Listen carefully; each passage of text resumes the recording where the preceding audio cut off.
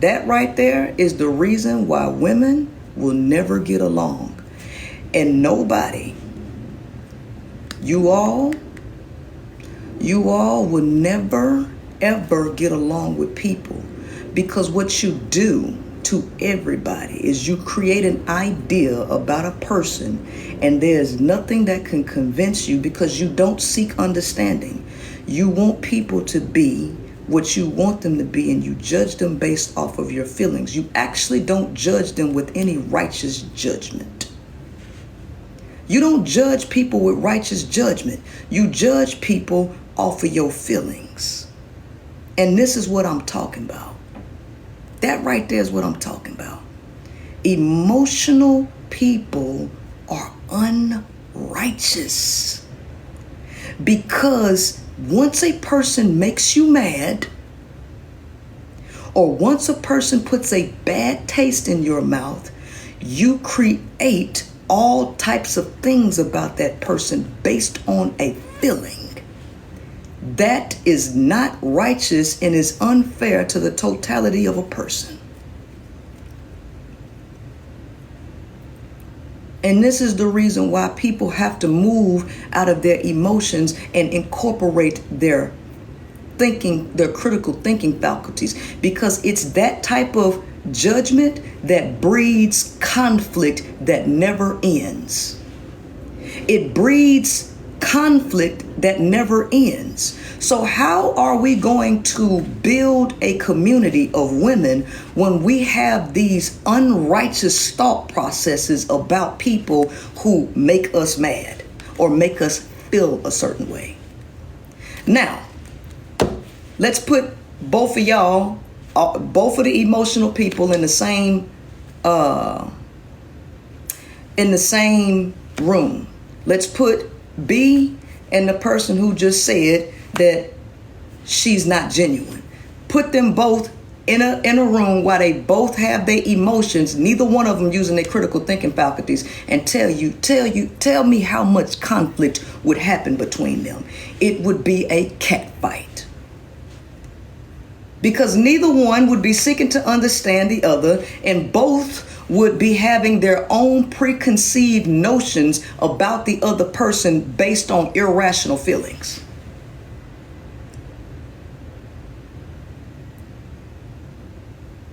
Now, how could we go forward thinking like that?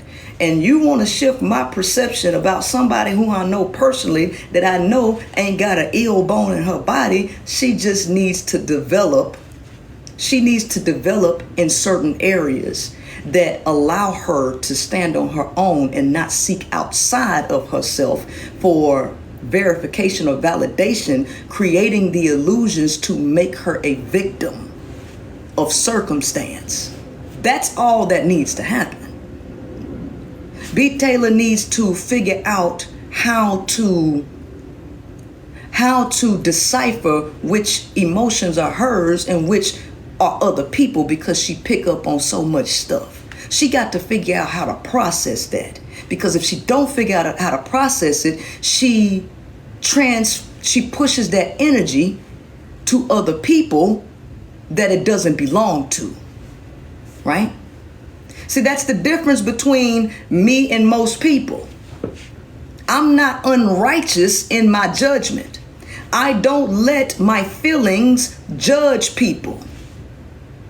And just because me and her got into it over that very thing doesn't mean that now shapes my perception about her, that she's just some ungenuine person. That I would never do that, because that's not the truth. That's not the truth. Everybody needs to evolve. Everybody needs to do the inner work. A lot of people are not doing the inner work. And when they don't do the inner work, when they get into relationships with other people, what they end up doing is seeking outside of themselves to the other person to have that person fill a void. When that happens, it causes disruption. That's what happens. This is why I keep saying that people need to be be whole versions of themselves and operate in a partnership, right? Right?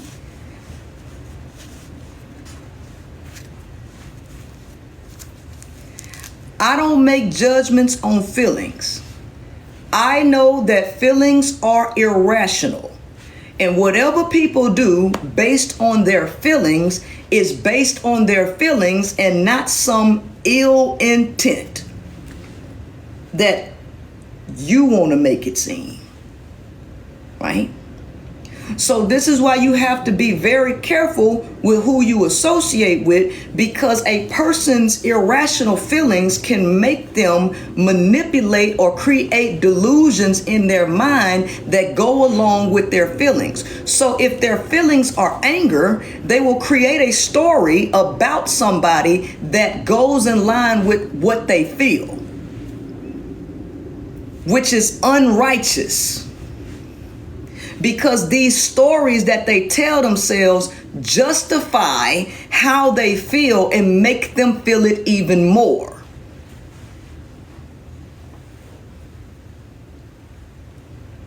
Make them feel it even more. People don't tell themselves stories that actually change their feelings.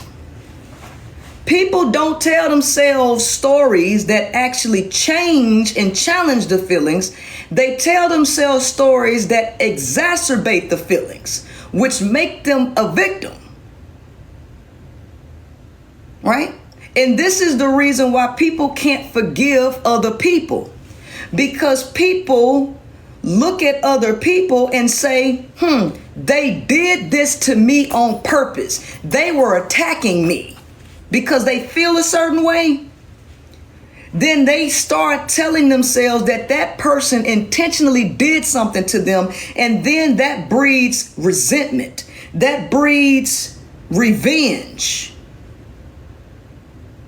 So they don't use the power of reframing, right? So they don't understand forgiveness, because you forgive people for they know not what they do. The reason why people can't forgive other people is because they tell themselves that that person knew better and that person intentionally did whatever they did to hurt them. So this is what they tell themselves, which breeds and fuels the anger that bottles up in them, that they never transmute until they become very full of conflict and a lot of times even full of violence.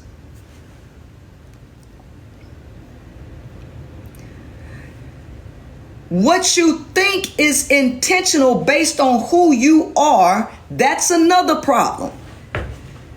You think that things are about you, when in actuality, it's about that person. If everybody is a mirror to you, that means other people, you don't see other people for who they are. You see them for what they are reflecting back to you. So example, a person who is successful and has a friend who they grew up with, they were once on the same playing field, but this person grew and this person didn't grow or went back. This person is now feeling jealousy about this person, but this person ain't did nothing to him. This person actually been trying to encourage and help grow this person, but this person starts to believe that this person think that they're better than them. That this person is intentionally trying to show out and showboat on them. But that's not the truth. That's a reflection. Every time he looks at this person's light reflects on the darkness of this person. And then this person does something to this person, not because it's about them. It's because it's a pain of them and they are reacting, and this person is collateral damage to their own internal implosions. So it ain't about you. And that's the problem. You think it's about you. You think people do things to you because of you. No, they're doing things because of themselves, and you are in too close proximity to all of the explosions that are about to happen as this person is shattering. You just get the backlash, but it ain't about you. This is the reason why successful people have to separate themselves from the unsuccessful. That's why. Because these people will brew in victimhood. They will begin to brew in jealousy, which is dangerous for the person that's in close proximity, whose light continues to shine on their darkness. So it ain't about you. And when you get to a point to realize that what people do to you is not actually about you, you will now gain a power that you did not realize that you had before.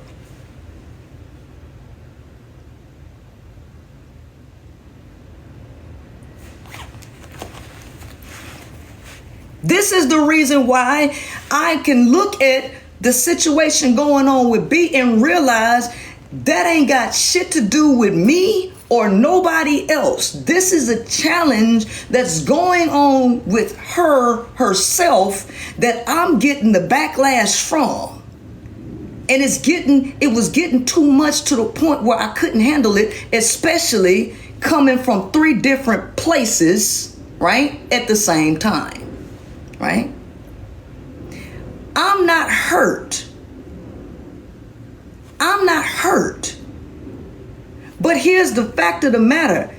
Everybody has a brain, which is a transmitter and a receiver of frequency. A transmitter and a receiver of frequency.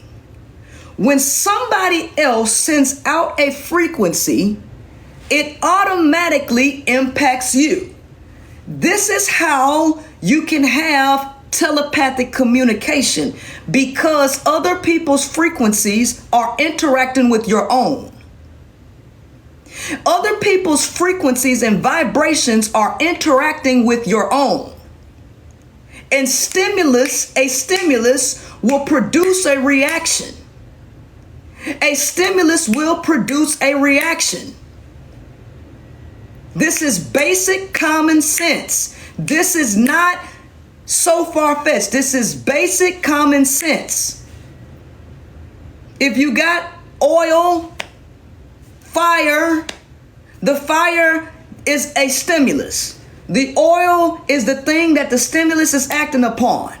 You put the oil on the fire, the oil is going to rise in temperature. Throw another stimulus in there, some flour, and it's going, it's on it soon as every stimulus produces a reaction. Somebody else's brain frequencies interacting with yours, right? Right? You know,